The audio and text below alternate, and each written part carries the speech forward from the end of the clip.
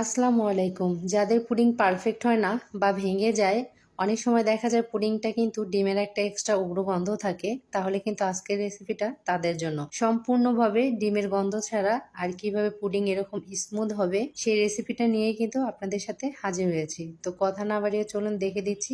আর হ্যাঁ, যদি পুরো ভিডিওটা দেখেন তাহলেই কিন্তু এরকম পারফেক্ট পুডিং বাসায় বানিয়ে নিতে পারবেন, আর যদি স্কিপ করেন তাহলে কিন্তু একদমই লস হবে। তো চলুন দেখে দিই। 1/4 কাপ চিনি দিয়ে দিচ্ছি আর 1 টেবিল চামচ পানি দিয়ে এখন এটাকে ক্যারামেল করে নিতে হবে। অবশ্যই চুলার আঁচটা এই পর্যায়ে মিডিয়াম হিটে রাখবেন, একদমই হাই হিট বা লো ফ্লেমে রাখতে যাবেন না, তাহলে কিন্তু ক্যারামেলটা পারফেক্ট হয় না। এ তো দেখেন চিনিগুলো কত সুন্দর একা একা গুলে আসতেছে। এই পর্যায়ে আমি একটা স্প্যাচুলার সাহায্যে এভাবে বারবার করে নেড়ে দিব। খুব বেশি নাড়ারও প্রয়োজন নেই, তাহলে কিন্তু চিনিটা দলা পেকে যাবে। যখন দেখবেন এরকম কালার আসতেছে তখনই নিজের কাঙ্ক্ষিত কালার আসার আগেই 1 থেকে 2 সেট আগে এটা নামিয়ে নিতে হবে, নইলে কিন্তু ক্যারামেলটা পুড়ে যাবে। এ তো খুব দ্রুত যে মোল্ডে সেট হতে দিতে হবে সেই মোল্ড